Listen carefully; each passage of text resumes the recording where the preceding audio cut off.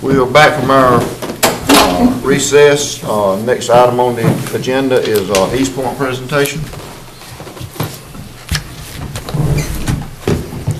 Good morning, and thank you for having me to give you a little information about East Point. Before I get started, East Point is, so that most of you know this, we're under the Department of Health and Human Services, just like DSS and just like the Department of Public Health. And over the past years, we have gone from 43 entities, and that included Wayne County Mental Health, down to 10.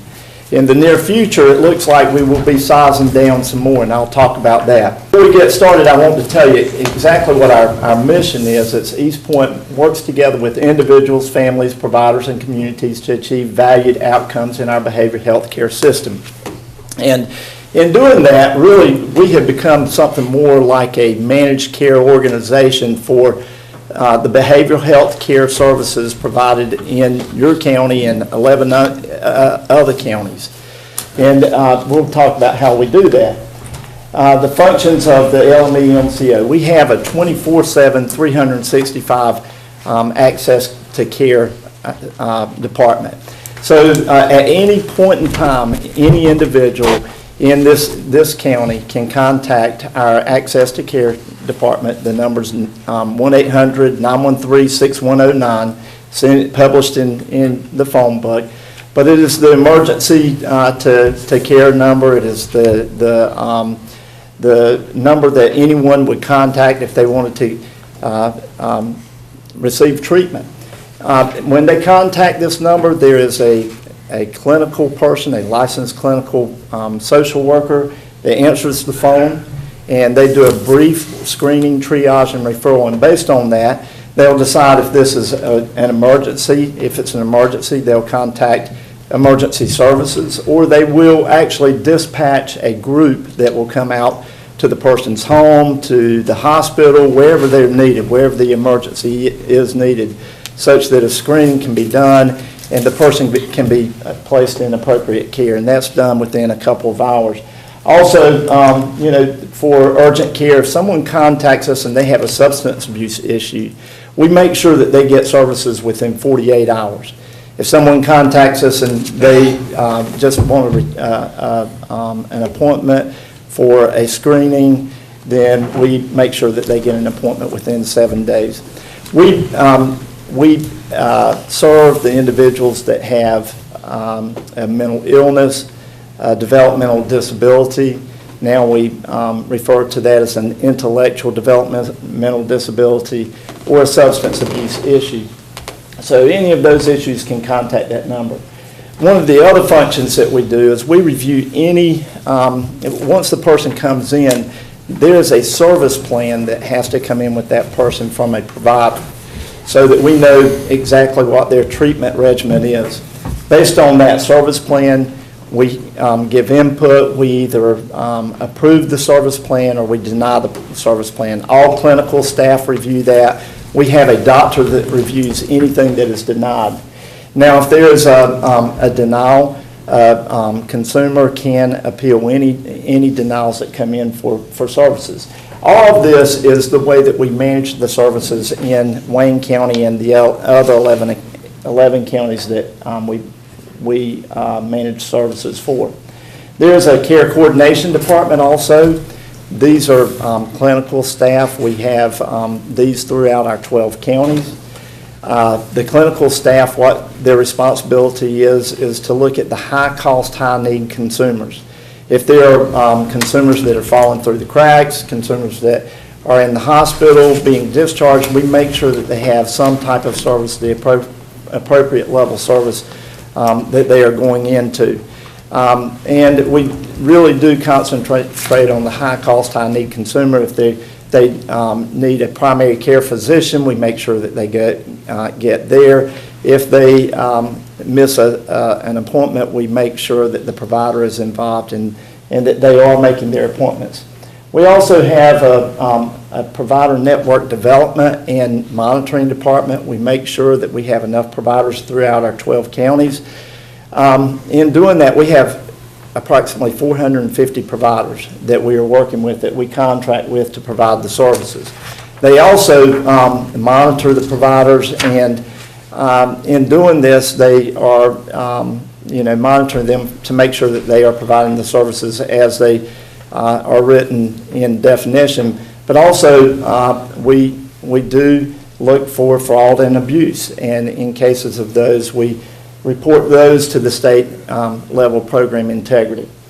We have a grievance and appeals section, and then also we have all the back-end functions of any organization, our business office, and a claims processing department. We pay for all the behavioral health care services that are provided in the 12 county areas. Our budget is somewhere around, this year, $300 million.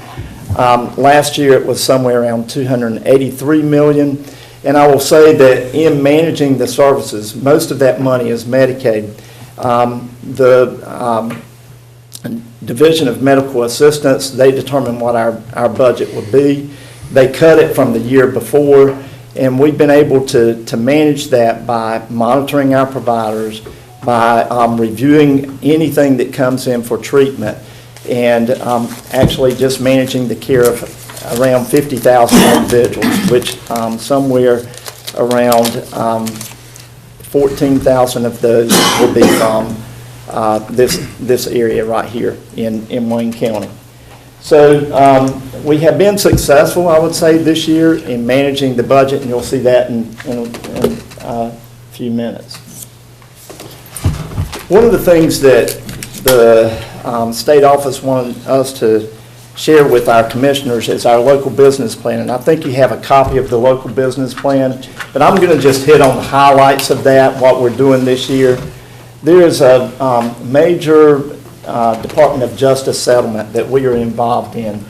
Once Dix Hospital closed and many of the other beds in North Carolina closed, many of those individuals ended up in adult care homes or rest homes. Well, the feds came down and they saw that this was a problem in North Carolina, and it was an ADA issue. And they fined North Carolina, and in the settlement, they said that any adult care home that had more than 50% of individuals that had a mental illness would be declared something like an institutional setting for people with a mental illness. And all of those individuals within that home would lose their Medicaid if they did not take action and move some of the individuals out of the home. So we had many homes in our catchment area that were at risk of losing their Medicaid. The state came down and added funding to our budget so that we can move people out into the community. That was part of the settlement. So across the state of North Carolina, within the next 6 years, there are 3,000 individuals that are in adult care homes, rest homes, that have to be moved back out into the community, into some type of setting with intensive community care. In that, there is some funding for housing, and to date, East Point has moved out, I think, around 25 individuals into the community.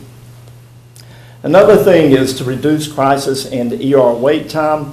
A person that goes into the ER that has a mental illness has an average wait in the emergency room of between 2 and 3 days. That is much different from any other individual that goes into the emergency room for physical illness.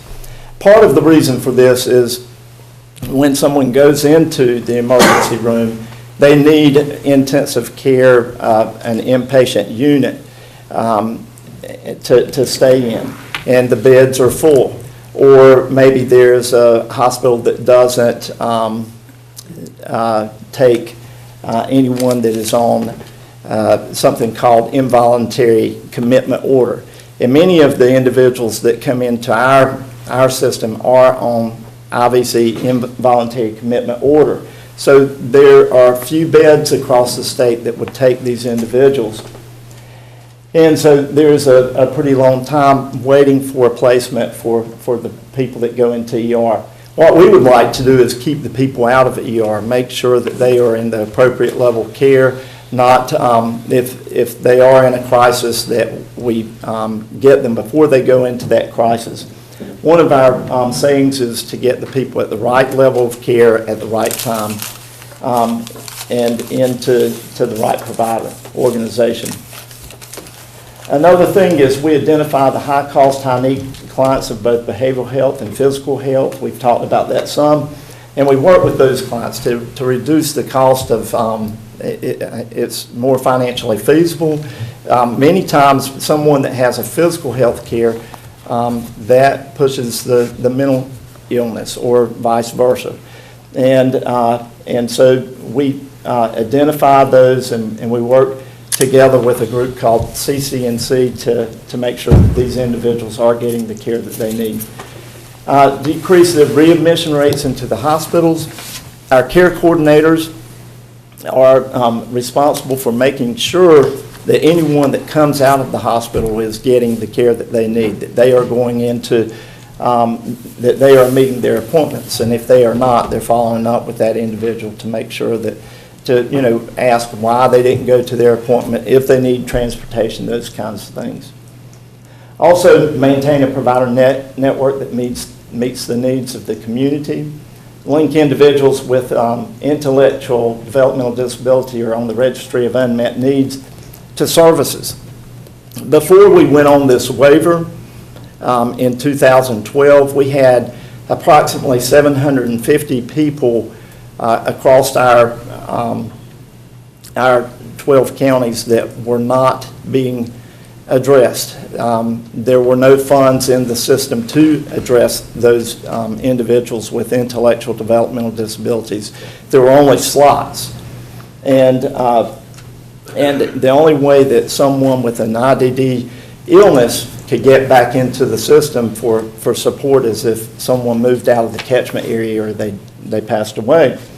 So with savings, we've been able to increase services to at least 1/3 of those individuals, and our goal is to increase services for all of those individuals over the next couple of years. Then also move children who are in psychiatric rehabilitation treatment facilities closer to home. There probably are around 10 from Wayne County that are in something called a psychiatric rehabilitation treatment facility, and this is a locked unit for children. In some cases, these children are in facilities that are in other parts of the state. Our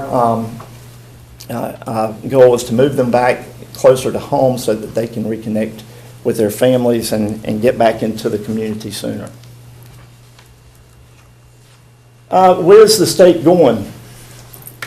The Secretary of Health and Human Services, her goal and the governor's goal is to move towards integrated health care models.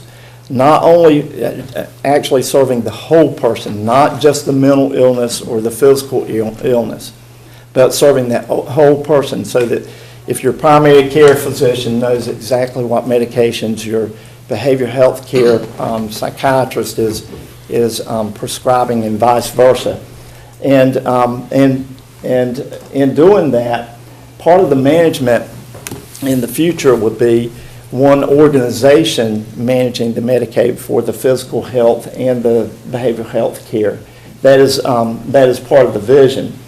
And then, as Commissioner Pate said earlier, one of the Secretary's plans is to move us down to 4 regional sites. So we're called a managed care organization, local management entity now, moving us down to 4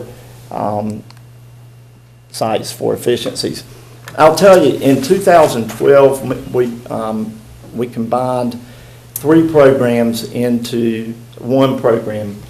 We were, one program was Nash, Edgecombe, Wilson, and Green. That was the Beacon Center. And then we were Wayne, Sampson, Duplin, and Lenore. That was East Point. And then below us was Scotland, Robeson, Bladen, and Columbus County. That was Southeastern Regional. Just with that combination of those three programs, there was a savings in administrative funds for somewhere around $11 million. So this system has been able to save in administrative funds for efficiencies. We've been able to, I would say, monitor the care better, to make sure that providers are providing the right amount of care, and we've been able to stay within our budget, within what the Medicaid budget was given to us by the state. And one of the plans is for the TAN area to move into a different region, what we would call the eastern region, the yellow area. And in the yellow area, there is Pitt County, and to the east of Pitt County, and I would say Brunswick County, New Hanover County to the east of that, and to the very east of East Point. Our total region would include 36 counties. This is part of a plan right now. It is we're right now having some discussions with the other entities that we're looking at and consolidating with, and our plan is to have a letter of intent or a letter of understanding with whomever we combine with by September. The board has made a decision to look into this direction. The other two programs, the name of them, you might be familiar with that, is East Carolina Behavioral Health Care and Coastal Care. What do we want to maintain out of the combination of the three programs? Of course, we would like to maintain the customer services. One of the things that East Point is well known for is getting back with their stakeholders, communicating with the public, our local presence, our professional, fair, and systematic approach, ensuring our members get to the right service, the right amount, and the right time. And then our vision of being a business that provides managed care that stays good to consumers and is good steward of public funds. Speaking of funds, just to give you an update of last year, our financial reports, you've got a copy of that. But from January 1 is when we implemented the waiver. For 1 year, our total revenues, $282 million, and our total expense and risk reserve was $278 million. And so our earnings from the operations was $4.4 million. Now, what we would like to do, this is we are an at-risk organization. So, 1%, one way or the other could take us, if we underestimate our expense, 1% could take us down $3 million pretty easy.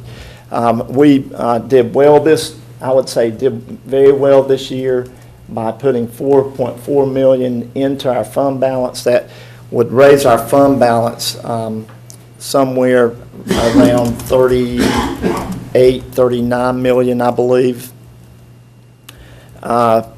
And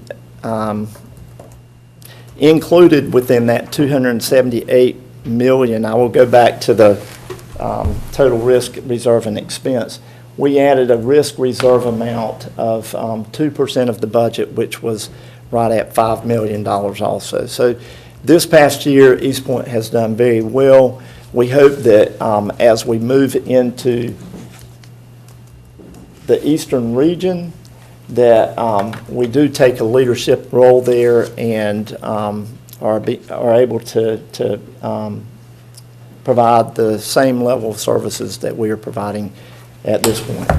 And that is my report. I'll entertain any questions that you might have. Before I do that, I would say thank you to Commissioner Keene for serving on our board, and also Ms. Nancy Moore from Wayne County. They are very supportive of East Point, and we appreciate what they do. Mr. Chairman, You spend just a minute or two on what the General Assembly set up to have commissioners at the table as we move forward through the process? Absolutely. As we move forward, if you go back to the region that we're looking at, there are 36 counties. Our board is made up of 22 individuals, and that is in statute. Now, as we grow, we can make a decision on what our board is going to look like. But the General Assembly wanted to ensure that there was county representation, county commissioner representation for each one of our counties on our boards. Our board, 22 members, you got 36 counties. They also, when the statutes were rewritten for the board makeup, there were specialty areas that were required on the new board. And there was only one place, actually, one specialty area for a commissioner. Now, what we did is we looked at the commissioners that were serving on our board before we merged, and some of them had healthcare experience. They had experience with financial experience, and so they met some of the criteria. We were able to include those on our board. But in addition to that, the legislation requires that we have a county commissioner advisory committee, and that is the top advisory committee for the MCO board. We have one commissioner representing each one of the counties. Commissioner Keene is the chairperson of that committee. And that committee is their purpose is to represent each one of the counties. Now, the purpose of the committee that we have, an additional purpose, is to make sure that as we move into this merger, that the counties are represented and they have ample input in that representation. Anyone else? You have any questions? Might want to just maybe mention this coming week of the planned meetings that we have with that advisory board with other commissioners. Correct. On Thursday from 10:30 to 11:30, we have our first County Commissioner Advisory Committee meeting. Commissioner Keene will be chairing that. Our discussion will be consolidation. Also, we will go over the local business plan. That is something that is required of this committee. But the big discussion will be consolidation and how we move forward.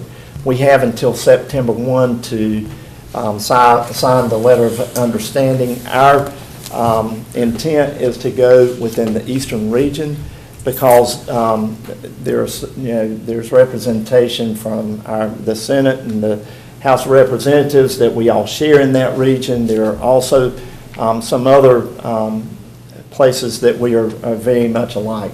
So in the end, all the county commissioners will have to, when we merge, and I think or consolidate, the goal for consolidation is 2016. But each one of the county commissioners will have to vote to consolidate with the new formed entity, whatever that new formed entity might be. Mr. Chairman, Mr. Pate. this map just begs the question. I mean, I know it makes sense in the east where everybody's set together, but this Cardinal Innovations, why, any reason why they're split up? They're not adjoining counties. You see what I'm talking about? Which ones? Cardinal. Cardinal Innovations. Okay, Tan. Cardinal Innovations. Yeah, Cardinal Innovations was actually the pilot site for the 1915 BC waiver managing Medicaid for behavioral health care, and they've been doing this for 6 years. And so they were able to expand early on into the Vance, Granville, Franklin, and I think the Orange, Person, Chatham, all that area. But they originated down below in the Rowan. Okay, they just They were separated, they weren't adjoining, that's what Right, kind of threw me right. off. One of the secretaries, her wish is that we are contiguous, and so and that would be the only MCO in the state that would not be contiguous. Just popped up as soon as I looked at it, thank you. Anyone else have any questions for Mr. Jones? Mr. Chairman. Mr. Doherty? In looking at the map, do you foresee any difficulty with covering that many counties? Because you're going from, how many counties you are now to? Well, right. It's actually a double in size, even though there are 19 additional counties. And there will be a lot of planning. There will be we will have to redefine our culture, I believe. It will be a challenge. It will be a challenge. We are doing well right now with the 12 counties. I think that over a 2-year period of planning, we will be able to do this. One thing that is nice, we have 450 providers, and there's 10 different MCOs right now, if you go back. And those providers cover many of the other MCOs. Well, the MCOs have different ways of requesting information, and you have different groups monitoring the providers, and it really is difficult for the providers. So I think that there will be parts of this that will be much more efficient, and I think that the system will work better in some ways. But the system's working well for us right now. I think in 2 years we'll be fine. So you feel confident Yes, I that do. you could accommodate that large of a massive area, because that's a lot of counties. Absolutely. I Okay. do. Now, the administrative, it wouldn't be that East Point would take on all of those areas. There would probably be a combination of some of the administration from the coastal care, East Point, and the ECBH area still managing this. So Anyone else? No other questions? Thank you. Thank you. Ken. And also, Mr. King, thank you for serving on that board representing Wayne County. Thank you, Mr. Chairman, and I just would like to thank the staff with East Point. If it were not for the vision and the intellect in management, the style, the employment of staff, high-level staff, from council, from the legal standpoint, from the provider standpoint, and the history of some of the providers in the past are no longer, but yet the ones who have survived are strong, and they provide that service to the client per member, per month, monies that come from Medicaid dollars. That quarter cent we lost back in '07 or something, 6 or 7, thank the Lord that they took it, because it would just be astronomical, the prices, unreal, the prices that we would have to pay as a county to sustain this system. It has been broken in the past, but because of Secretary Voss and the governor's initiative, DHHS, as you know, Senator Pate is chairman on DHHS on the Senate side, has worked through that Blue Ribbon Commission to get the 1915 BC waiver. All of these have taken place in the last just 2.5 years. So much has been done, but I'm just proud of Wayne County to say, and this region, this MCO, that we can still carry the flag of East Point. And we have Ken Jones as the director. There is a director in the behavioral health care, and he's coastal care to the south and east. So there's a director there, Ken's a director here, and we have a director there. And to answer Commissioner Daugherty's, those are strong MCOs, but we want to be as strong, if not stronger, to take that management style and provide that coverage for those clients. I just appreciate you doing that. One other thing, just to make sure you understand this too. The MCOs are the only entities right now managing any part of the Medicaid. So the physical health side, the dental health side, that is what the Secretary is looking at being managed in the future. The behavioral health care side is, when you hear of Medicaid cost overruns, under the behavioral health care side, there are no cost overruns this fiscal year because of the MCOs, I would say. And the Secretary is really proud of the work that across the state that they have done and would like to implement some part of this model with the physical health side and the dental health side. So, thank you. Thank you. Thank you, Ken. Thank you, Mr. Chairman. Yes, sir. Good presentation, Mr. Chairman. Okay, moving on to the next item, budget amendments. Ms. Hope.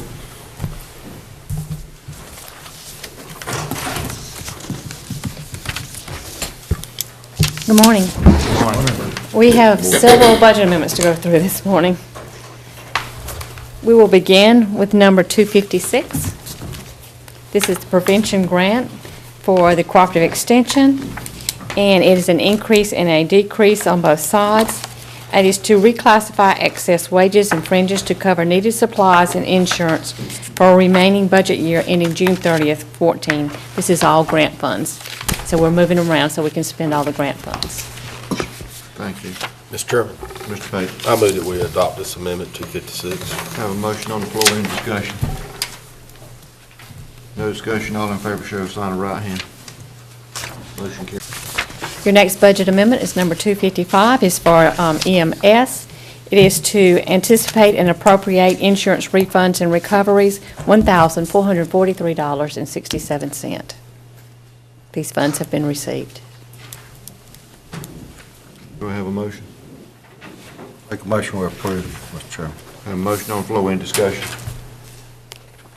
No discussion, all in favor, show sign of right hand. Motion carries. Your next budget amendment is also a grant. It is for the Health Department. It's the Healthy Communities Grant. This budget amendment is needed to budget additional funds awarded by the North Carolina Division of Public Health supporting the Healthy Communities Program. Funds will be used to fund a contract coordinator and to fund travel expenses and staff time to attend program-related training. This is an increase in grant funds of $6,789 and the corresponding expenditures. Mr. Chairman, Mr. Doherty. I move adoption of Amendment 257. I have a motion on the floor, any discussion? No discussion, all in favor, show of sign of right hand. Motion carries.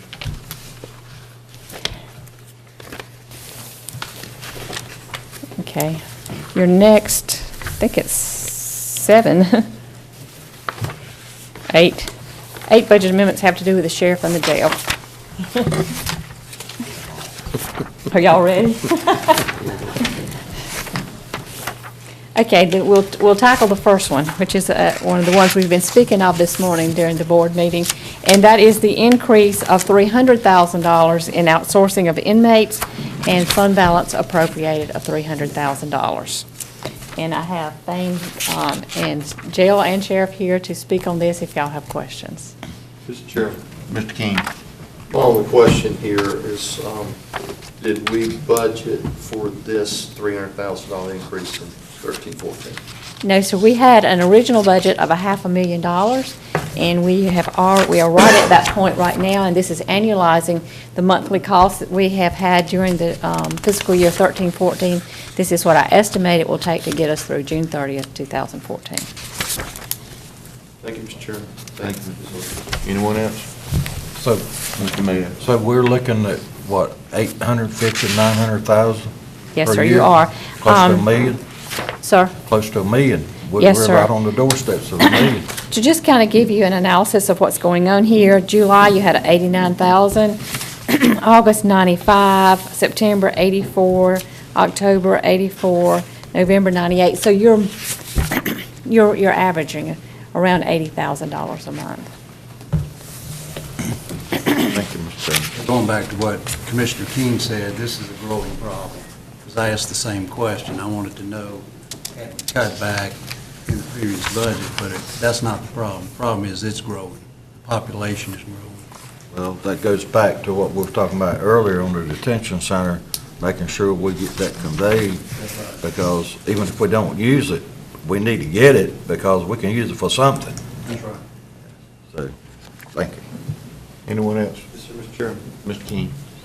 Just for clarity for the folks at home and watching and listening, explain the numbers, since we're in the dollars. I know we're at 200 or go to 213, and we have like 40 or 50, maybe 60 out there, and this is what that represents, is that difference of what is legal for us to keep and what we have out there. So instead of just dollars, Mr. Chairman, I would entertain if maybe we could get some explanation for clarity for the people of the numbers of inmates this 80 or this 300,000 may indicate. Right now, we are averaging around, today we're 217 inmates in our county jail, which is 17 inmates over the limit that we're supposed to have. With the 42 that we got out, would make it what, about 259. And that's. Is that $50 a head, $50 an inmate? $50 a head, yes, sir. And right now, we are running, right now, we are at our lowest point that we have been in a long time. Since the holidays to right now, it's been our lowest point. It's getting warm weather, so our numbers are getting ready to change. They always do. Up or down? It's finna go up. We're averaging about 65 inmates outsourced per month. If it's going up, then you think your 300,000 is going to be enough, Ms. Holt? When estimating that, I did not take that into consideration. We took it on the history that we've had so far this year. So if that's the case, we may have to come back to you before year end. Mr. Chairman, may I follow up? Yes, sir. The question then becomes to get that figure for the remaining of the year through June 30. If we're in March, April, May, June, if it's getting ready to go up, probably be good to at least know some of those numbers now, of what you anticipate, so we can tie those in to the budget for Mr. Wood to look at, so we can insert it in our budget coming up. Does that make sense? It does. We're going to be looking at, when we get to this number, we're going to be looking very carefully at what their numbers are, say, over the last 18 months. I want to look at a trend, but obviously the trend is not good. Just in one follow-up, Mr. Chairman, I'll finish on this one, please. With that statement, to incorporate that kind of language in our letter going to Raleigh, so they will actually see this commission board is strongly looking at an expense that's going to continue to grow, and we just need some relief. So if I have that down. okay, thank you. Thank you, Mr. Chairman. I appreciate your time. Mr. Mayor. I also want to be clear, this number we're talking about does not include the outsourcing of juveniles, is that correct? No, sir. Okay. How many juveniles are we outsourcing? We don't handle that part. Yeah. Juvenile services does the actual juvenile part. If you're talking about anyone under the age of 16. Yes. We don't house them, so juvenile services actually does that part, but we still take care of the bill, and that's a whole separate line item. Okay, that's what I was interested in, we're taking care of the bill. Yeah, that's right. But Okay. we don't have anything to do with who they send out, how long they stay. We just- Do you have an idea of what kind of average number are we talking about? Well, right now, right now, we're only averaging, the average is about $8,000 a month for them. But, you know, that can change at any time. Okay. It most likely will in the summertime, but we're still finding that line item. Okay, thank you, appreciate that. Mr. Chairman. Mr. King. One last question. Ankle bracelets, is that for juveniles or is that used in your department? They are used in the community, DRC. That's the DRC department? DRC, yes. Okay, you're not with the ankle bracelets? No. That's DRC? DRC. Which is that part of juvenile? No. That's another, okay. Thank you. We'll stay focused. I'm not going to get it out of context. Just trying to get an overall expense here. Okay, thank you. Mr. Downey. Thank you, Mr. Chairman. But that does raise an interesting point, and that is that we doubled, in fact, I think in this year's budget, the use of ankle bracelets to increase that, to reduce our dependence on the jail. And I'm wondering, are we able to use that? Are we now at a capacity of 80 to 100 individuals that are using the ankle bracelet? I don't know exactly how many we do have out, but I do know that we are using that, and they are helping us out a whole lot in doing that. I think it's somewhere around 40-some out right now, I think, because I think we ordered 50-some more bracelets. That's correct. And I think they're all being used. You think they're all being Yes, used? sir, I do. Because we had 50 before, and I think we added in this year's budget an additional 50, which would bring us to 100 that we could use on the bracelet. So it may be something we want to look into to make sure we're maximizing the use of that program to minimize our outsourcing. Now, that program is done through the court system. That's correct. Right, so, But hopefully we can beg some judges to put more under using that program. Thank you, Mr. Chairman. Anyone else? Would y'all like to vote on this one separately or continue on? Yeah, we probably need to vote on that separately. Mr. Chairman, I move that we adopt Budget Amendment 259.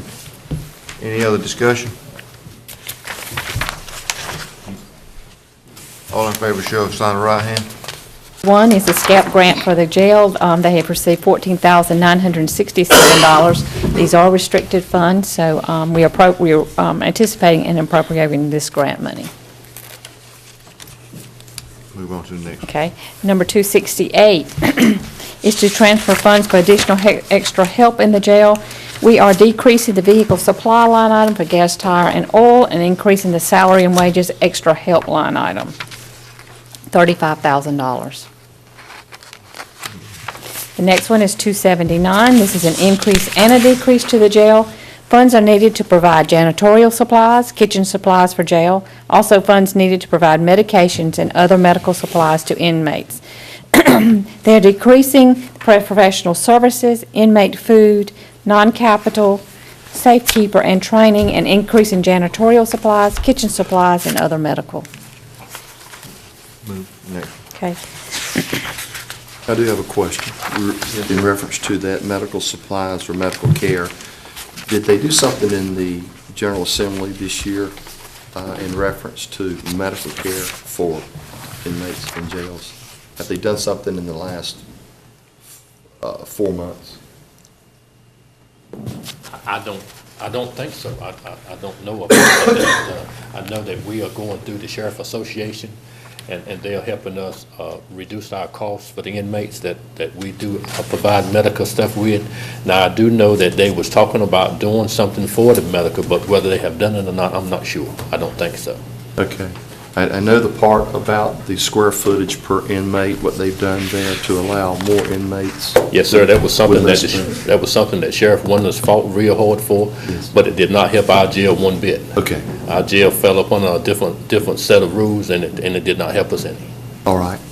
Well, on the medical part, if you would, Sheriff, just look into it and see if a bill has been introduced to reduce the amount of health care that the counties have to pay for inmates who go into that system and rely on the county dollars to pay for their health care. What they did was say that the hospitals had to charge the Medicaid, what they would charge if you had Medicaid for a prisoner that we send to a hospital, as opposed to having to pay what the hospital would normally have charged. Right. That would reduce the cost if we have an inmate that we're having to pay for. I think there's some workings in Raleigh with trying to reduce that even further. I was just maybe check with a House member or Senate member, House member, see if there's something that, if not already ongoing, maybe we can. That actually reduces the county's responsibility, is that what you're saying? Liability as far as dollars, expense. Yes, sir. Mr. Parker, since you mentioned Medicaid, would any of our inmates fall under Medicaid? I mean, that's, is that something that needs to be explored? I mean, Some of it would, but I think at one time they had a rule that if you were in jail, you couldn't have Medicaid, and that was one of the reasons that the legislature made this change to say that if the counties were going to have to pay the bill, it would be the same cost that if the person did have Medicaid. So basically what you're saying, if there's a criminal out on the streets violating the law that's on Medicaid, if he gets arrested and put in jail, then Medicaid does not apply. That's my understanding of the current rules. Another broken system. I think you're trying to fix it, Mr. Chairman. Okay, thank you, Mr. King. That's why I was bringing up the subject. Budget Amendment Number 247 is Wayne County Sheriff's Office.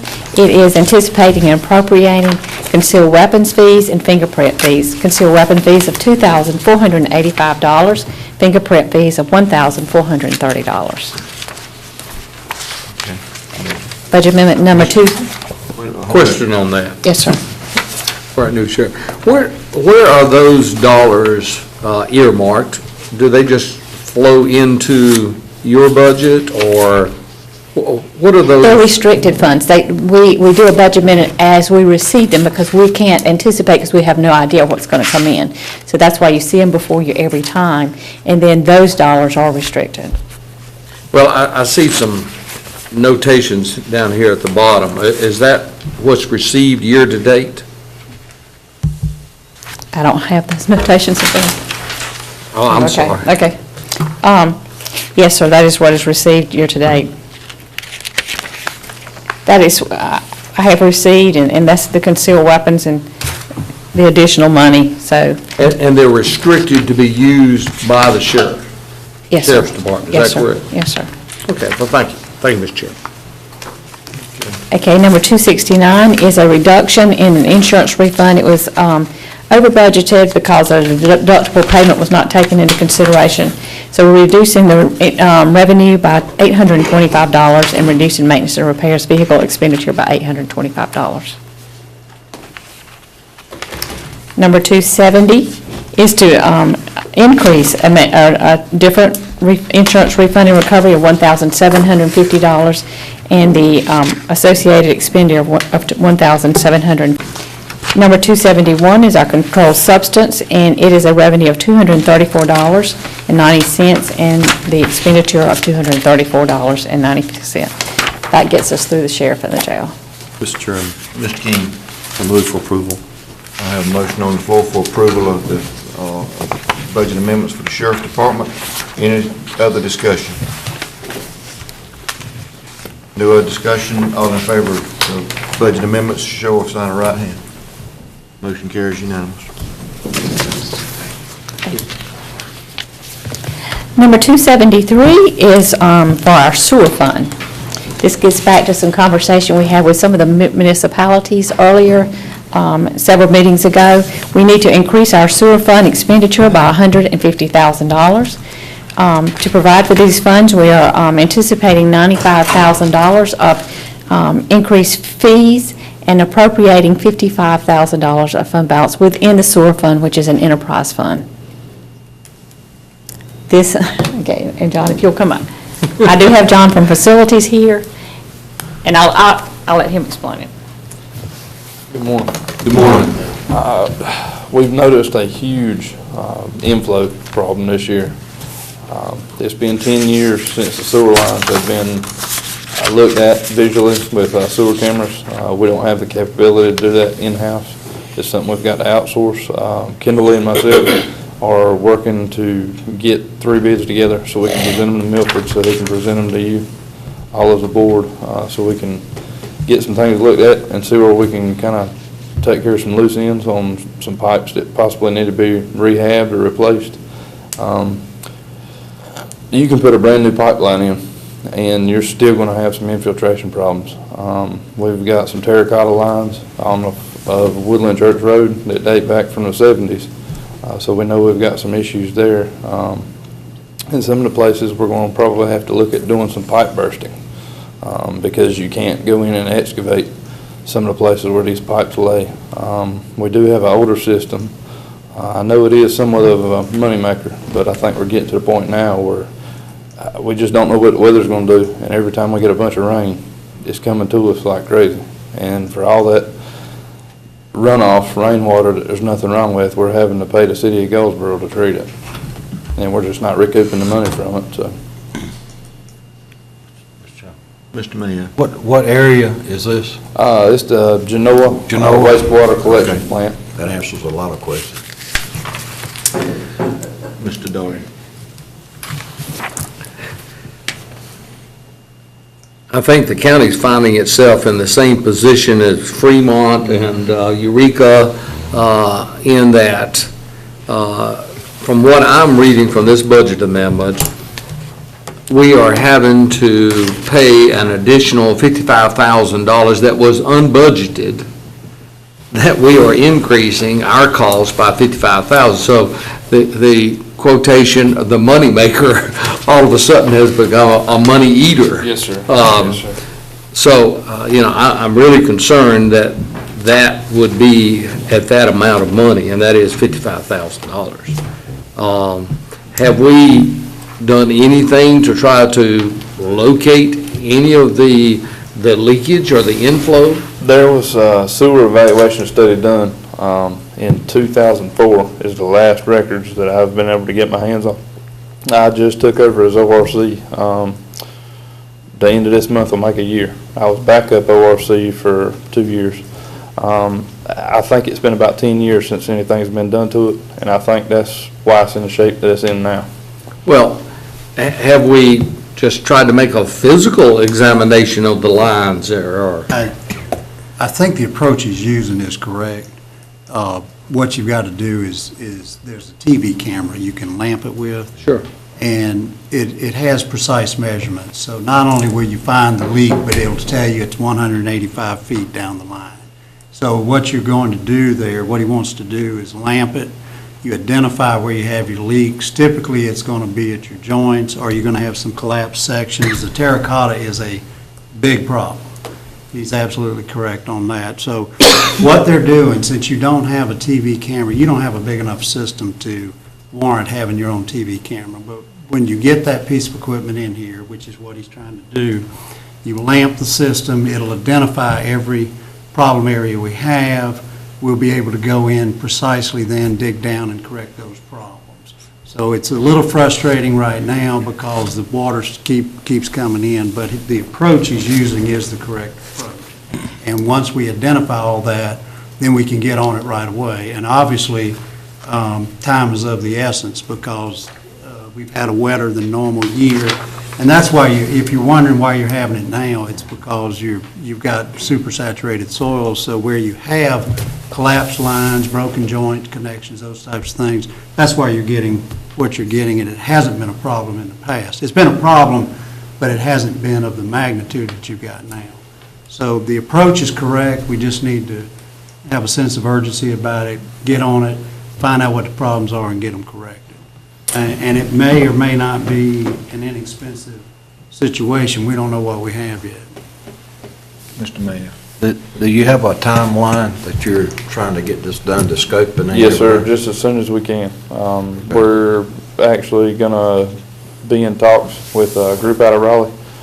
They've done a lot of work for the city of Goldsboro here recently with smoke testing their lines and doing some evaluations on their stuff. They are also the group that did our sewer evaluation study 10 years ago. We'll just try to get 2 other good ones so that we can get something to you guys as quick as we can. It's amazing whenever you have, like, for instance, Fremont, where Commissioner Daughter was just talking about, you can see the months that you have 6, 8, 10 inches of rain, the rates just go sky high. Yes, sir. And it's amazing how it really doesn't show up that bad until you get a really wet season like we've had. Last summer hit us hard. Yeah. And then with the snow and the ice this year. Yeah, and what that does is that keeps the municipalities also from using their spray fields to the full advantage. So therefore, in the northern end of County, they're sending more. Yes, sir. Through those lines. We were also talking about probably about all gravity-fed lines, is that correct? Yes, sir. Okay. We do have 2 sections of force main. We have about a 4-mile section from the landfill to the lift station on 117 South across from the Down East Travel Center. Yeah. In that 80-acre field that Waukesha owns. And you also have a force main section that's probably 2 miles long or so that runs from the wastewater collections plant off of Miles Highway to the city of Goldsboro's treatment plant. Yeah, you usually don't have problems. That's with exactly force. right. That's exactly right. And you would know that pretty quickly. Yes, sir. Yeah. Very quickly. Okay, thank you. Mr. Chairman. Mr. May. Be Just bubbling out of the ground. Quick question. I know we got to do the scoping. We haven't a ballpark cost of that. Any idea? No, sir, I don't know what it cost. I know I talked to, in October, when I went to my last sewer school to get my last collection certification. One of the instructors we had was from Hydro Structures, PA, and they're the crowd that come in 10 years ago and did the study, and I asked him for some information. I said, because we've got a problem. I said, we had a bunch of rain this summer, and I said, we're really being able to tell it. So I've got his information that we're going to discuss with him, and I'm not sure exactly what it'll cost. It'll be some smoke testing the lines, because I know we've got some manholes that we can't find. They're covered up. I've dug some of them up as I can to find them. We've got 42 manholes, and I think somewhere around 27 of them are accounted for. But when you do find that number, please let us know. Yes, sir. I'm just curious. Thank you. Absolutely. And the real cost is going to be in the rehab. Yeah, I know. Yes, sir. Did y'all understand what he was talking about pipe bursting? Yes, sir.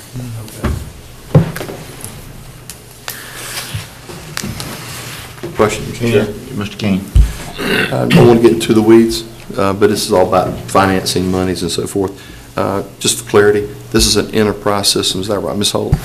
Yes, sir, it is enterprise money. It So- is supported by fees, and there's no tax dollars in this fund. Okay, that's number one. And number two, we noticed the Genoa plant, so we know the county's got that sewer issue there. Okay, user fees, 95,000, did we increase those in the budget this year? No, sir, we did not increase the fees. When was the last time the user fees were increased on the Genoa plant system? The sewer.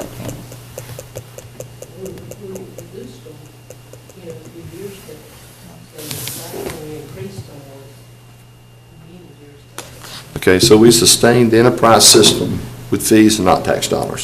Yes, But sir. we're 55,000 short because we got I&I problems, okay, I Yes, understand sir. all that, and I know where the system is.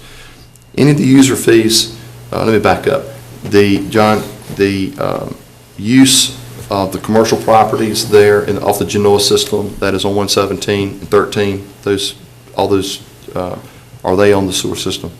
Yes, sir, right, many of them are. Most of ours is industrial. We do get wastewater from Georgia Pacific, Ogden Primary School. Right, that's why Middle the School, Sharp system was Club. put in for Georgia Pacific. Yes, sir. We get wastewater from the town of Seven Springs. So we get water from a lot of places. I think most of our problem is probably going to be in the Marmac area. Right. Woodland Church Road. I think there's probably going to be some problems coming towards the lift station there across from the Down East Travel Center. Okay. There's some older lines in there. Okay, I need to get back to the dollar amount now on the treasurer, or finance director. User fees, are there any impact fees in reference to our Genoa plant or enterprise system? Not that I'm aware of, you know. I mean, Is not there that, any- not we consider impact. Okay. Mr. Attorney, counsel, do you know of any impact fees of those businesses? I would have to look it up. Okay. Okay, the reason I'm asking that is I understand the I&I, I understand the fund balance appropriation and the enterprise. But we have a Dewberry study that we budgeted for this past year, $40,000 for, and I hope Mr. Price maybe will talk about that very shortly with some other things maybe, if not today. I know he's got a report, but we have signed that report. But that Dewberry report is for going up, Mr. Daughtery, going up north to our interchanges and all those on Highway 70. So as we go through the process of, Mr. Chairman, if I might, if we go through the process of getting all this worked out, we'll see how expensive it is to get in the sewer business. I appreciate that. But if you would find that out for me, I would appreciate that. If there would, in the enterprise system, is there ever been impact fees? Yes, sir. Because it is user fee, sewer, 95,000, and that gives me some idea of the money that's being generated. Is there a fund balance right now, or is there a percentage that we maintain in that enterprise system? We don't maintain it, but yes, it does have a substantial fund balance. Can- I don't have that figure with me. And I that's don't the fund think. balance this is coming from, is that correct? Yes, sir. Okay. We're finding that But can you currently. tell me what that is? Yes, sir. I don't have this for you. Can you get that for me too, please? Yes, sir. Thank I you. will. Okay. Okay, thank you, Mr. Chairman. Any other discussion? One other thing, Mr. Mayor. One other question, John. Am I correct also, being on facilities and being around Milford Smith a lot, am I correct because of this I&I, have we had problems with the Genoa pumping station being at or over capacity? Yes, sir. We get a lot of work. Do you contribute that to the I&I? Yes, sir. Yes, sir. Okay, all right. Absolutely. That can be a problem, Yes, sir. because I understand we've had some problems in that shopping center. In across from years Smithfield. past, yes, sir. Okay. Before I got on with the county. Okay. There was several times, we've got kind of a problem with grease and a few trouble spots. So we know exactly where that problem is and where it Okay. comes from. Yeah. And we address it every 6 months. We go Okay. ahead and hydraulically clean it. That way we don't have to worry about any SSOs. Okay, thank you, John. Yes, sir. Thank you. Mr. Chairman. Mr. Daugherty. Where is the grease coming from? Was that from a restaurant or? Yes, sir. A restaurant and. And we do housing require a development. grease trap there at the restaurant? Yes, sir. All right, so they do have a grease trap. Yes, sir. It's in some red tape, but It's in some red tape. yes, sir. The other concern that I have is that we have built up a large amount to be described later, fund balance. And are we in fact using the fund balance to constantly keep our system upgraded to prevent inflow? I bring it as my question. We will, like, if you approve these enhancements, next year, we'll be using some of the fund balance for that. Have we It's done not that? large, it's not large fund balance, but it's substantial enough to probably, do the projects that you have on. Well, now we're backtracking. All of a Right. sudden, it seems like we're going to have to put some money into the fund. Right. Okay, thank you, Mr. Chairman. Any other comments or questions? I would just say that, to your question, is we'll need to get the report back, get an idea of what we've got, get some cost estimates based on the repairs, compare that to the fund balance, and then we'll determine what substantial means. But, obviously, whatever we determine here, we're going to have to fix it and fix it quickly, because it'd be more cost-effective even if we have to go out and borrow some money to get this fixed. But we'll pursue it very quickly, and when we get back with you, we'll have all of that for you, what the fund balance is, what the estimated cost is, and where do we go from there. Thank you. Thank you. No other discussion? Do I have a motion? Move for approval. Have a motion on the floor? No other discussion? All in favor, show the sign of right hand. Motion carries unanimous.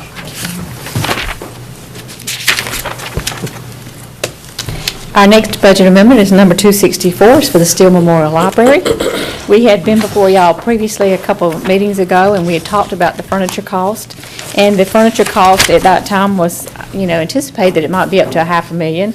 We are transferring $300,000 for furniture, $41,300 for security, for a total of $341,300 for the Steele Memorial Library. Mr. Mann. Mr. Chair, I was just reading in the, when you get back behind that to the description from interior systems. But, Ms. Noel, does you need to be involved in Yes, this? this will probably be a question for Noel. I see that we went with interior systems because they were utilizing state contract prices. Actually, we utilize several different contracts. We utilize state contract, we utilize GSA contract, and we utilize several cooperative purchasing agreements to get the price down. Okay, but it was all through Interior System? That's correct. Okay. Was there any reason to maybe look at any other system, at any other companies? Well, because of, through general statutes, you can go with one company if you go through state contract or cooperative purchasing agreement. And because of the time frame that we're looking at, we've bumped the move-in date up till 1st of May or the middle of May.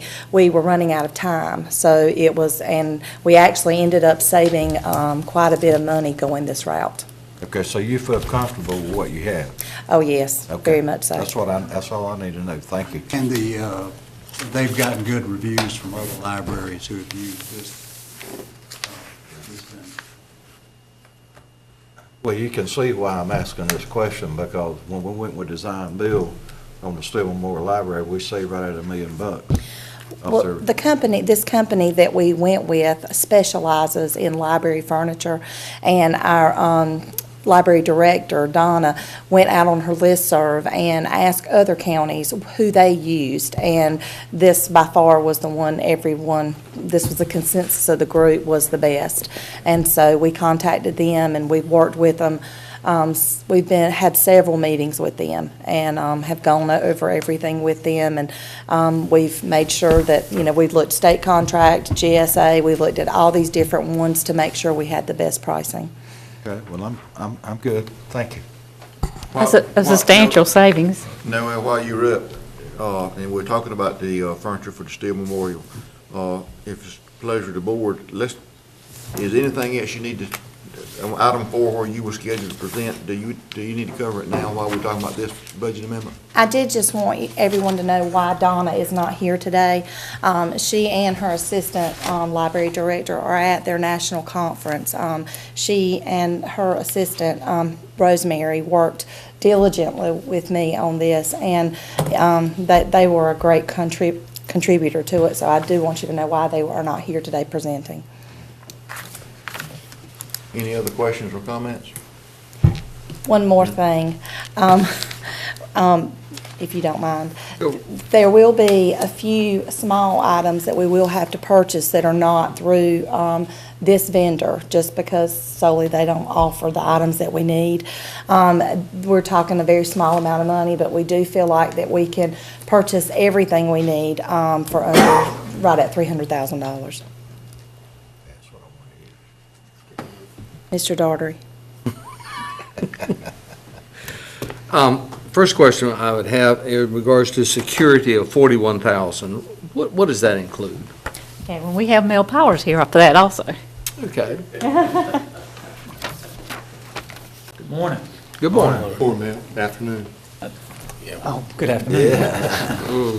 The 41,000, it was budgeted 6 or 8 months ago when we did the proposal, looking at the cameras that they wanted and what they wanted to look at, along with access control for the doors, just like we have in the county. That was the amount, 41. I'm hoping now, I've been in some talks with some local vendors. I feel like we can get CCTV a lot less expensive. I feel like that number is going to be a little lower. I just don't know how low it is going to be. But I don't think we're going to use the full 41,000 that's on there. So that was the budgeted amount, basically, yes, but you're hoping that it's going to come in below that? I'm very confident that it will get down. All right. Thank you. In the sense of transparency, I want to make sure that you have some way to explain, not only to me, which you have already done, but I think for the public in general. Because as I reviewed this, what really stood out to me was the cost of these teacup lounge chairs. I mean, it just blew my mind that the chair cost individually as I went page by page. So with that in mind, I mean, they were over $1,000. So I want you to explain to the public in general why the cost, which some people may have pause with. In dealing with the library, I learned a lot about libraries and what you can do, what you can't do. And we found that the library furniture is a lot more expensive than regular office furniture that you would put in our offices here. For one, the fabric is very expensive, and we did go with a high-quality fabric because you have all kinds of people coming in and day out. You have all kinds of accidents, spillage, that kind of thing. And instead of having to throw out a chair, these chairs can be easily wiped off or sanitized and can continue to be used.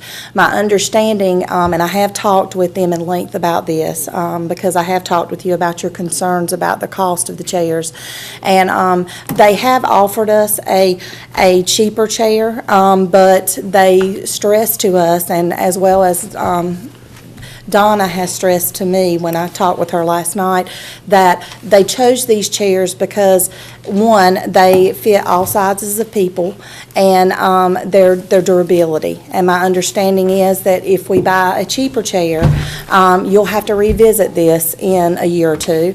And if you go for a more expensive chair now, it'll last us a great deal of time longer. And also, I do understand, I did find out yesterday, these chairs are warranted. So we would be able to handle, deal with some warranty issues if one of them were to fail. Thank you, Mr. Chairman. Anyone else? Mr. King? I do like the fact that they're in the preschool area and the children's study area. I didn't drink tea when I was in preschool, but I'm excited to get in there and sit in one of those chairs. And drink some tea with the preschools. But I do have a question, and it was interesting that when Mr. Mayo brought up the fact that we could buy these cheaper, I'm just wondering that what those teacup lounge chairs at $1,062 a piece, I'm really wondering what they were on the retail level and how much of a discount. Just sort of interesting. But, this is just something that maybe just look into if you get a chance, maybe get that to me. But I can get that for you. The computer center. And I looked through it and I was trying to find the computers. But I went back to the budget and was trying to find it. I got the $500,000 and I got the building and I'm looking at the shelves and I'm looking at everything but where are the computers and how much are these computers, and being a high-tech learning center that we have pushed so hard to not even just the library over in Mount Olive, but to bring that same format into Goldsboro. So, and working through this whole system, what is the expense of the computers? Where are the computers? Y'all have previously approved the, I think it's technology. How much was it? Was it 300,000? I'm pulling that out of my head. I probably don't need to be quoting that, but. I could not find a note on it, and I said, I got a note here, I'm going to ask about the computers. So if we've done it, I've just forgotten about it. 181. How much is it? They're saying 181. Would you like for me to look? I can look it up right fast if you'd like to know. But that's okay, just let me know before Okay. the day's out. But because this completes it, is that not correct? This is all I know that we've got to bring before you. Yeah. Pretty much at this point, unless there's any change orders from Jacksonville. Sure, okay. Well, in my mind, I Except the just. staffing. Sir? Except the staffing. Except the staff, right, but I'm, okay, good, okay. Thank you. You're talking about the physical stuff, yeah. Yes, sir. Yes. Yes, sir. I had one more question, Mr. Chairman. Mr. Doherty. Well, I rely upon you because, I've just got some heartburn over the cost of these chairs. But I will rely upon you in your expert opinion. You would advise this board to go ahead and vote for this list of chairs under this method of purchasing. I would, only because I have been in the meetings with the library rep, and I've been in there with Donna and talked with her, and, they are the specialists, not I. But they've done this in library after library, and they know what lasts and what doesn't. And so, yes, I do agree that these chairs are costly, but I do think they're going to withstand the test of time. And I would say yes. Thank you. Any other questions or comments? Mr. Chairman, I make a motion, we accept number 264, budget amendment. I have a motion on the floor. Any other comments? If none, all in favor of the motion or the budget amendment, show of sign of right hand. Motion carries unanimous. You were off his finger, Judge. Nothing. There is a My Way chair in there for $1,700. You want that? Don't. I've already done This is that. My Way. Number 265 is the budget amendment for the Reed Creek Greenway project. This is appropriating the expenditure of $200,000 and the grant funds of $200,000. And this was approved by you in the previous meeting. Mr. Chairman, I'll move adoption. Have a motion on the floor. We adopt budget amendment 265. Any discussion or questions? Mr. Pate? It's just a pass-through dollars, right? Yes, sir. Okay, thank you. Anyone else? If none, all in favor of budget amendment, show of sign of right hand. Motion carries. Budget amendment number 267 is to increase salary and wages by $5,735.25, decrease extra help by the same amount for Wayne County Services on Aging. And this is where Erin has moved, a coordinator has changed to a benefited position, which means she's working more than 19 hours. What was the number of that? Number 267. Took that out, Pam. Oh, okay, I'm sorry. We don't have They changed their mind on that one. Good. Okay. Your next set of budget amendments is the indirect cost budget amendments. And I wanted to take a second and kind of go over what indirect cost was. A cost allocation plan is a governmental accounting report that documents the value of indirect costs provided by central service agencies to other governmental agencies. Indirect costs are costs incurred for a common or joint purpose benefiting more than one cost objective and not readily assignable to the cost objectives specifically benefited without effort disproportionate to the results achieved. Now, to make that a little more readable, it is like your payroll services, your finance services, your administrative coordination, your building, your legal.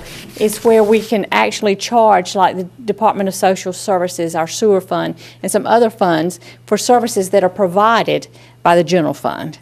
And so when you do that, it makes you be able to draw down federal and state funds in those particular funds. The net effect is normally zero to the county, because what happens is we charge it within an enterprise fund or within a fund that has federal and state funds.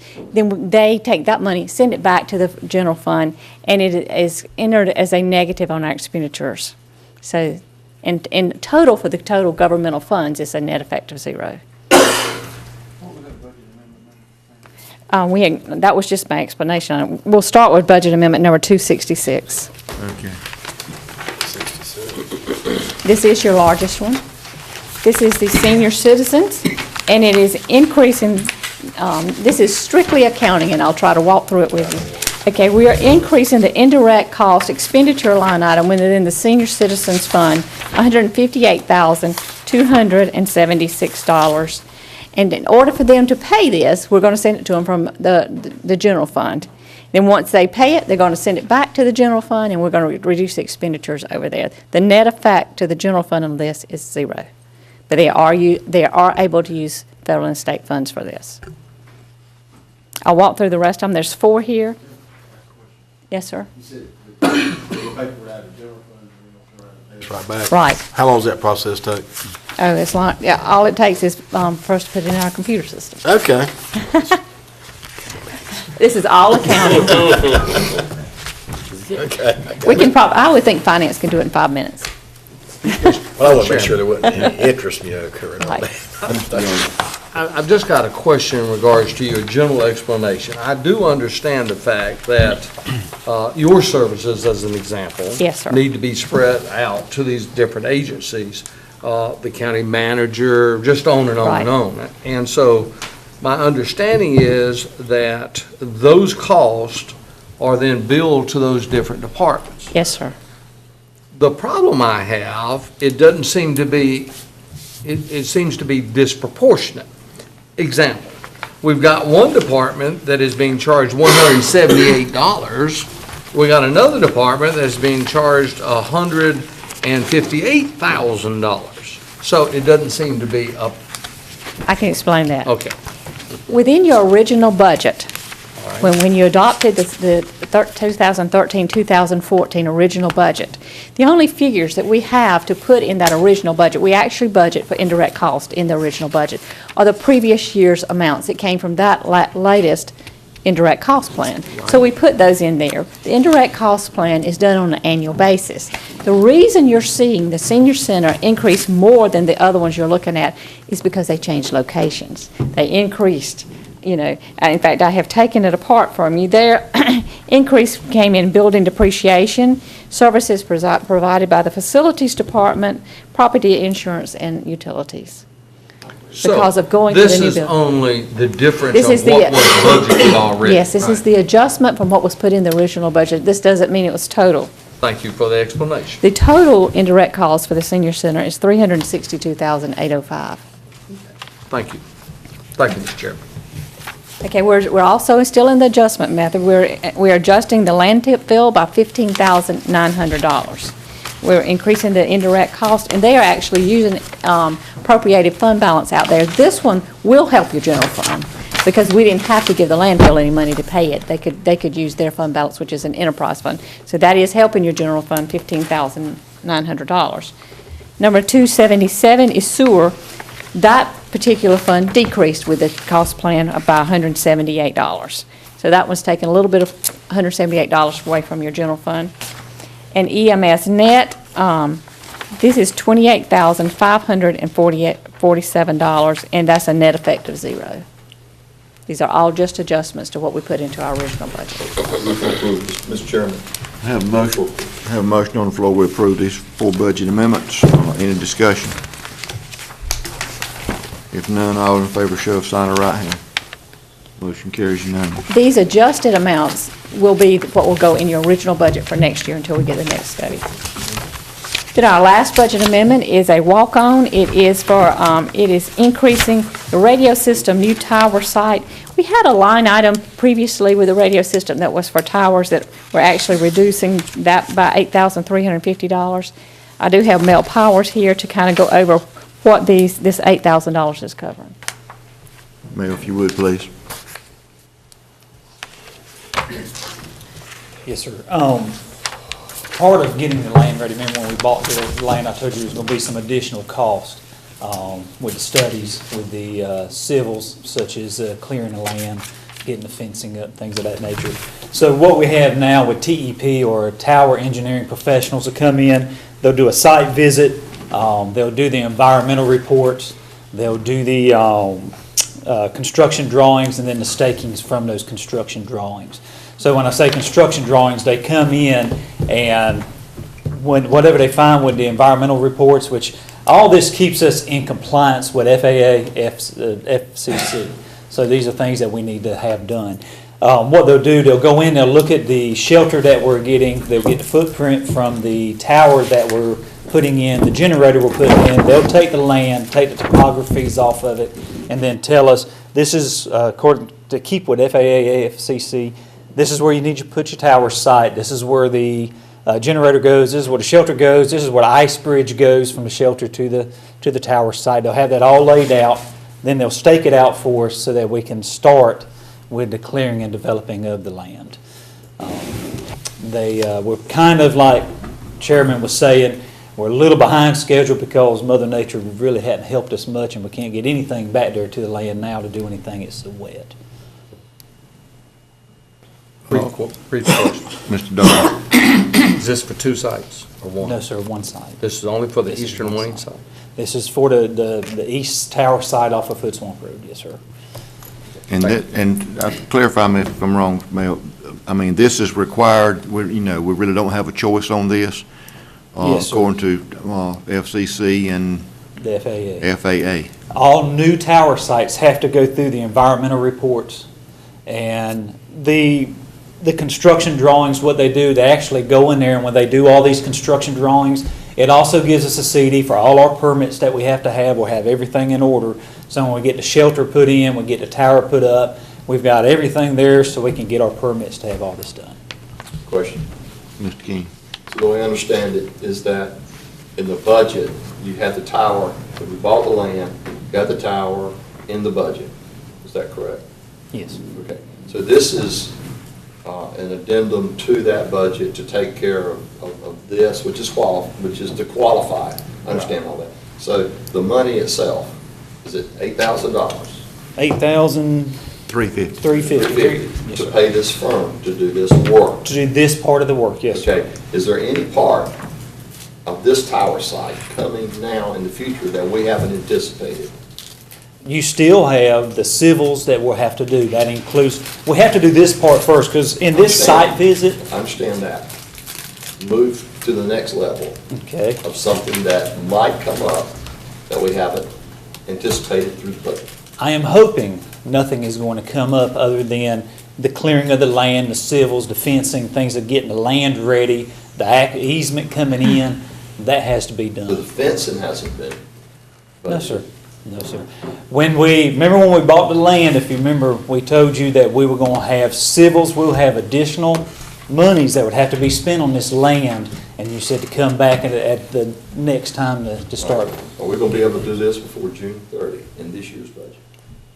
The problem we're running into is the weather is so wet, we cannot even start doing the core, because we have to clear the land. We can't even get heavy equipment in there until it dries out some. And we did talk to one developer that's familiar with this stuff, and he said it could be as late as the 1st of May before we can get in and even start clearing land. Well, we bought a wet piece of property, didn't we?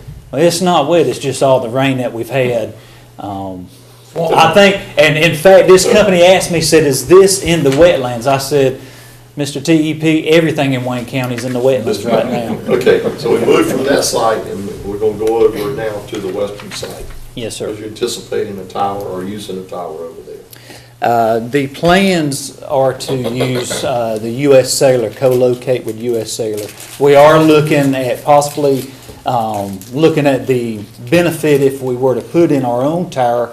Would it pay for itself in 5 years paying a lease on U.S. Cellular? But at this point in time, we're still proceeding with U.S. Cellular talks on co-locating at that tower site on Charlie Braswell Road. Sure, and I'm not trying to get into weeds with the radios and stuff. I'm just trying to anticipate a cost going to the western side. If we do, please anticipate the cost, put it in the budget, so we'll have it for 14, 15, so Mr. Wood can adequately get those numbers in.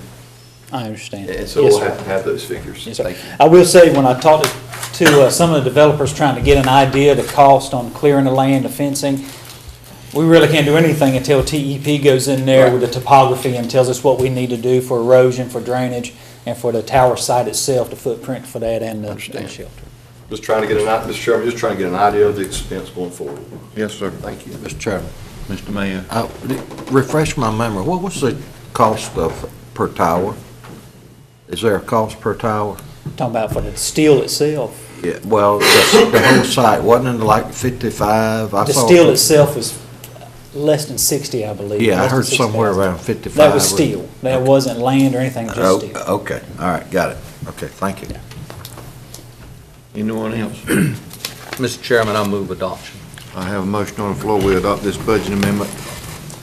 Any other discussion? If none, all in favor, show a sign of right hand. Motion carries. That concludes our budget amendment.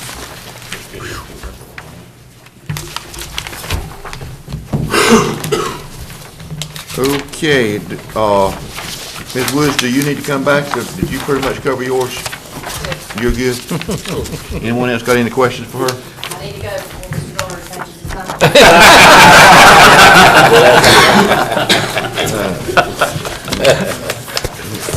Looking forward to seeing those chairs. Scheduled Board of Commissioners retreat date. Mr. Wood, I think you got something on that? Yes, sir. We had talked about having a retreat on April the 8th. We want to do 3 things there. Started out to be 2, but we can add a third. The first is we want to talk about the budget, and what I want to do there is some update on looking at the revenues in general. We won't have everything nailed down at that point, but I'll be able to give you some growth estimation on the revenues, so that gives you some idea of our capability to deal with new things. But the main thing is to have a discussion of the major issues and concerns that you have, so that we make sure we've got those things in the budget. So what I'm really looking for is for everybody to come to that meeting and come prepared to talk about some of the key issues. Now, as I'm meeting with each department, and by the way, I'm about halfway through those meetings now, I'm making a list of some of the issues as well, because that's a lot of what I'm doing with them. But as we go through these things, if there's things you've talked about, you've talked about the Ag Center, you've talked about this project, that project, we just need to get those things nailed down as to what's important and make sure we haven't overlooked anything. That's my primary concern there. And then we'll discuss a little bit about some of the priorities on that. This will not be, I want to stress, we will not be ready to talk a lot of numbers at this point. This is to talk conceptually about it. The other thing I do want to talk with you about is I've had several meetings with Pam Holt. I do have some ideas on how to reformat your budget somewhat, and I want to have a discussion with you on that. So I'll probably spend about the first, probably 30 minutes going over what I would intend to provide to you as far as the budget format, and get some feedback from you on consolidating some things.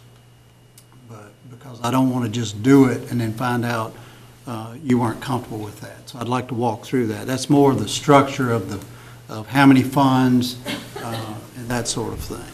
Because I do think we have some opportunities on some to reduce the number down, and I'd like to talk with you about that. So that's the first thing, would be the budget. The second part of that, as we talked about earlier, is starting the process of your permanent manager selection. And the first step in that is doing the manager profile, and as we said, that's really nailing down with some specificity what it is as a group you want to emphasize in terms of background, education, training, that sort of thing, and where their experience is. And typically, a lot of that will be dictated by some of the issues, which is why I think you should go through the budget process thing first, because as you talk about some of the long-term projects that are issues that are facing this county, for instance, the jail.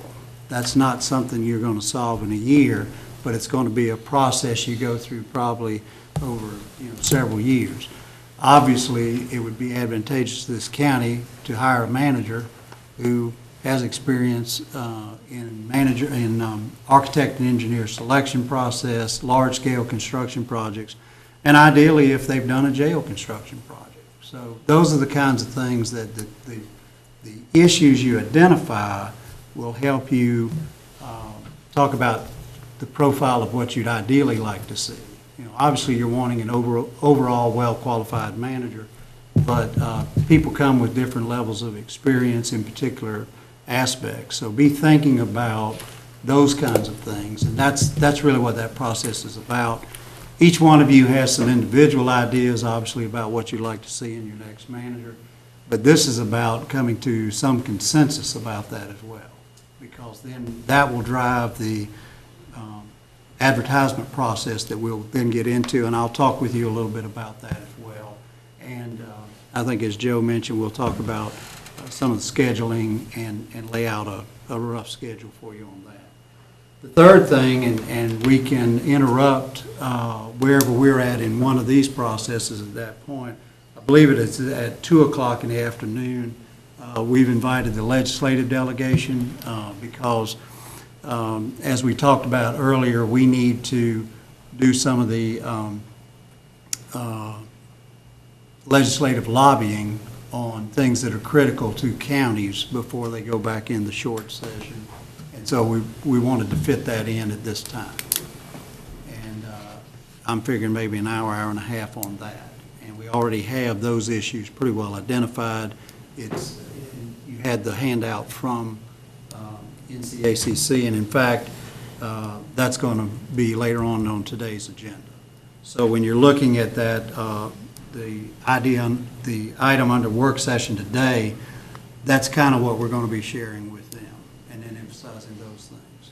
And then anything from a local standpoint in addition to that. But as y'all know, in a short session, they're very limited on what they can continue. It's really what's continued from the long session. So that's the 3 items that would make up that day, and it will probably be a fairly full day.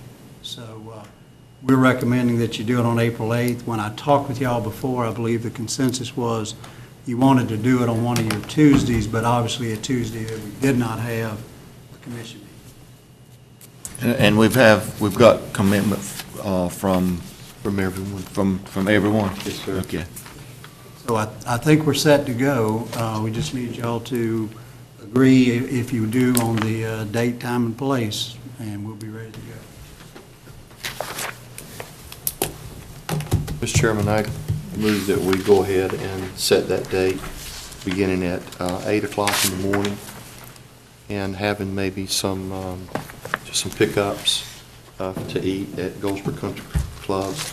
I know they're not open on Tuesday. Walnut Creek. I'm sorry, Walnut Creek Country Club, because Goldsboro Country Club's closed on Tuesday. That's right, got it backwards. Apologize. At Walnut Creek Country Club, have some pickups, and then have lunch, and then at 2 o'clock have House members and Senate members, all of which, from Don Davis, Senator Davis, Senator Pate, Representative Bell, Representative Dixon, they've all acknowledged they would be there at 2 o'clock until 4 o'clock. Is 4 o'clock long enough? Oh, yeah, I think you can handle issues with them in an hour to an hour and a half. So I make that motion that we set that date. Okay. I have a motion on the floor. We set the date for April the 8th at 8 o'clock until.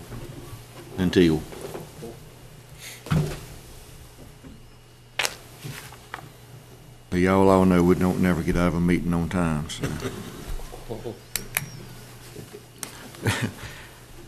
I have a motion on the floor that we have the retreat at Walnut Creek Country Club on April the 8th from 8 to 4. Any other discussion? All in favor, show of sign of right hand. Motion carries.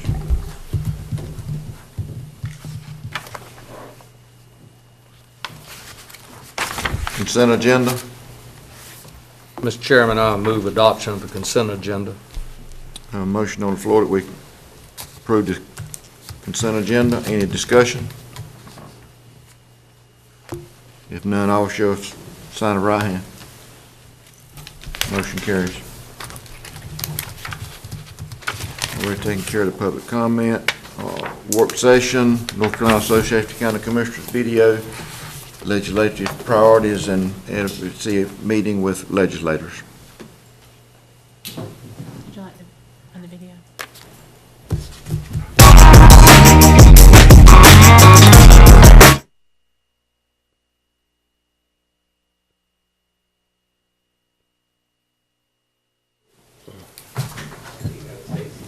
Public school construction has been cut in recent years.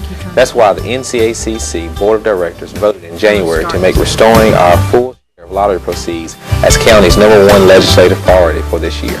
We need as much involvement as possible to help us achieve this goal. The legislature will return to Raleigh in May for the 2014 short session, and we must plan.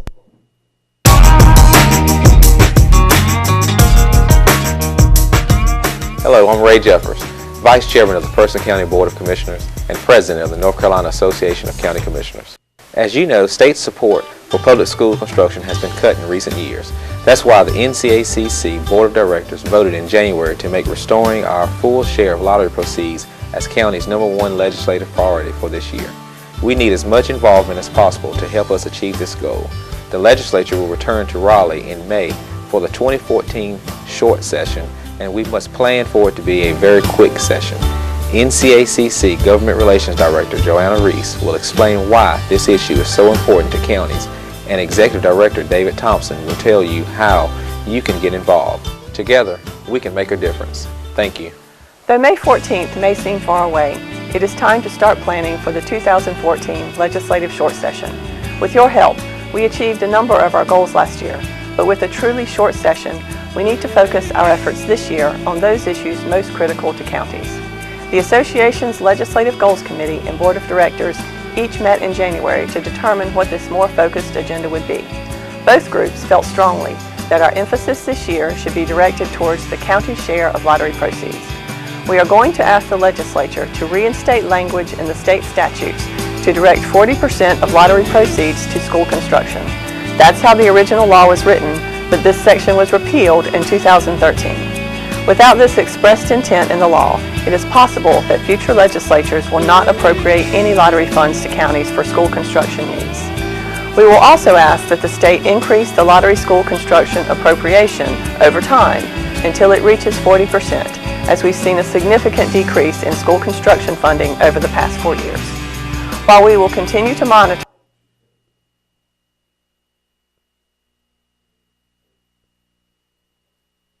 Is there a volume button on them screens anywhere? I've got it up as high as I can get it. I think you had to readjust it.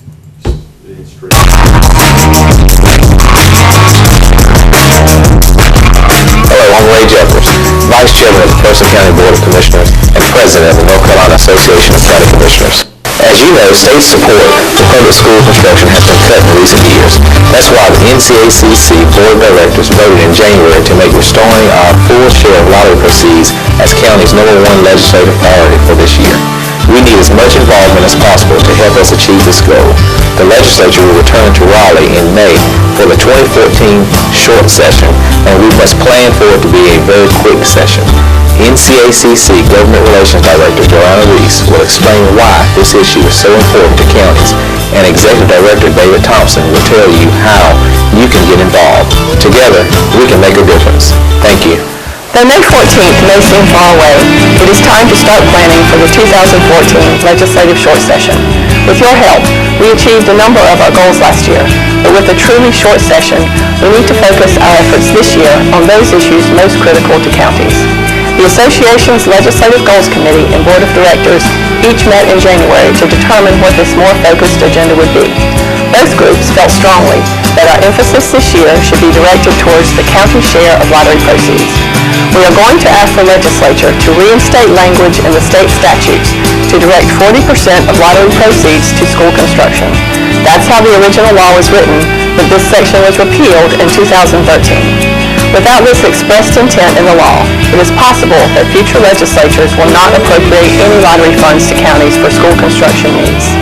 We will also ask that the state increase the lottery school construction appropriation over time until it reaches 40%, as we've seen a significant decrease in school construction funding over the past 4 years. Monitor legislative activity and address other concerns that may arise, particularly where it concerns our priority goals. Our primary focus will be on funds to meet the critical school construction needs facing so many of our counties. We will again count on your help to make our case with your local delegation and to tell your county's story. Our Executive Director, David Thompson, will outline how you can help us achieve your goals. Your association has developed a reputation of being a great partner with the state in finding solutions to complex problems. In the last few years, we worked with state leaders to prevent unfunded mandates to counties and to protect county revenues in the recent tax reform legislation discussions. Your advocacy team works hard to cultivate these strong relationships at the legislature, but I'll let you in on a little secret. Your advocates do not do this alone. We could not have achieved any of these goals without the support of you, our county commissioners from across North Carolina. You are part of the reason why your advocates are so highly respected at the legislature, and we need your help again. We are asking each county board to meet with its delegation prior to the short session to explain the importance of lottery funds to your county. You will soon receive a packet from us with information that is specific to your county to help you plan this meeting. The best advocacy is for elected county commissioners to speak to their elected House and Senate members. Nobody knows your story better than you. Please plan to attend one of your district meetings in the spring to share with us what you heard from your legislators. The intelligence you gather will help your advocates as they work on your behalf in Raleigh. And mark your calendars now for the 2014 County Assembly Day, which will be held May 28th. This is your chance to hear from state legislative leaders and to lobby your delegates here in Raleigh. This year, we are waiving the early registration fee for county commissioners because we need you here. I hope to see you in Raleigh soon.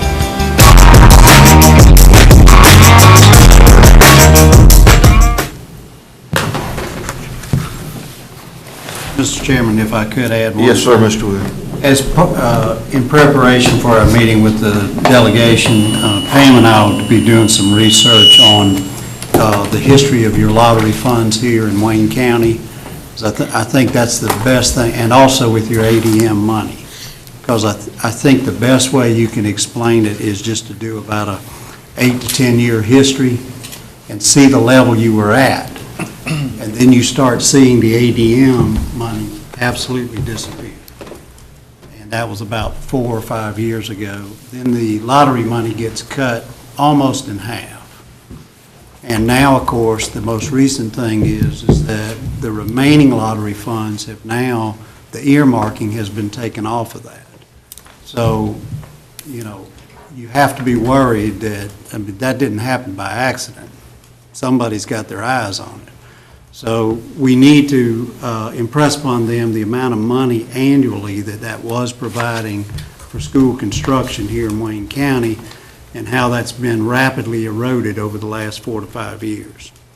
And that's the point we need to drill home.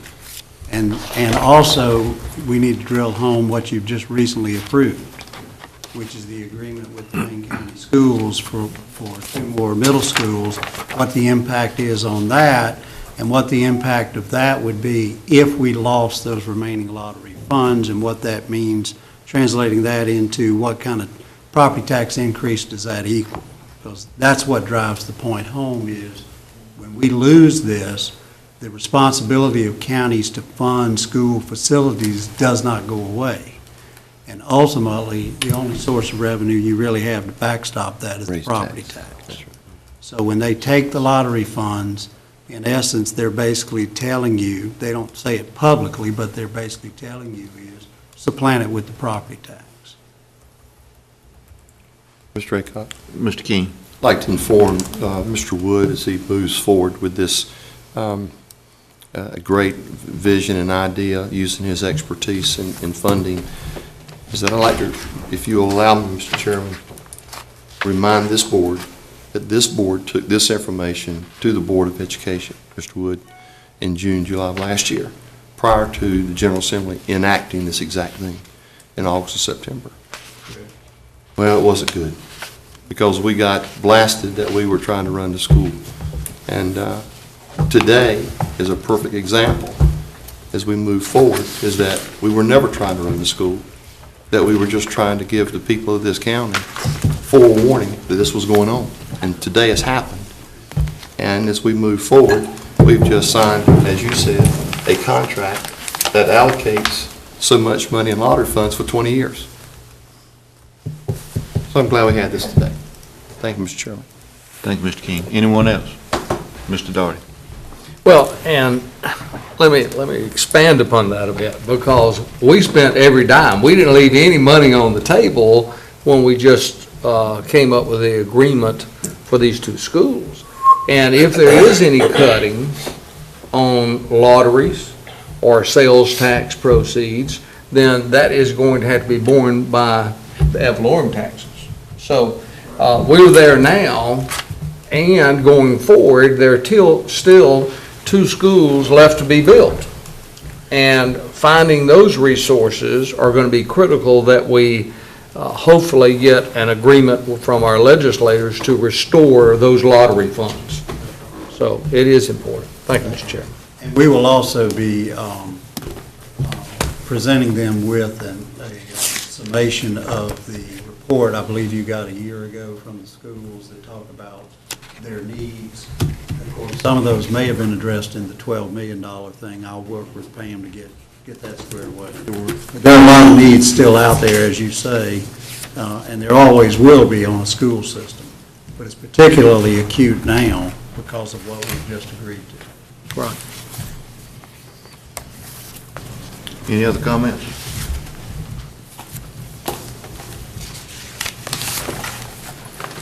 That concludes our work session then. Next item, we went in closed session this morning. We need to go back in closed session. What's the pleasure of the board on whether going back in now or go ahead and finish the business out here and then go back in closed session for a few minutes? I move we go in closed session. Have a motion on the floor, we go back in closed session. To consult with an attorney employed to preserve the attorney-client privilege. All in favor, show of sign of right hand. Motion carries.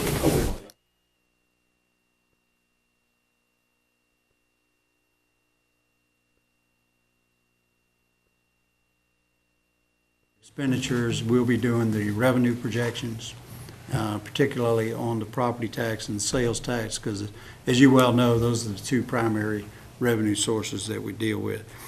The one other thing I wanted to mention, I think we talked about it briefly, and that's the Ag Center. I know that's a project y'all been working on for some time. We have, just to refresh your memory, we have about $176,000 remaining of a state appropriation you got several years ago, plus you have appropriated $2 million over to that project.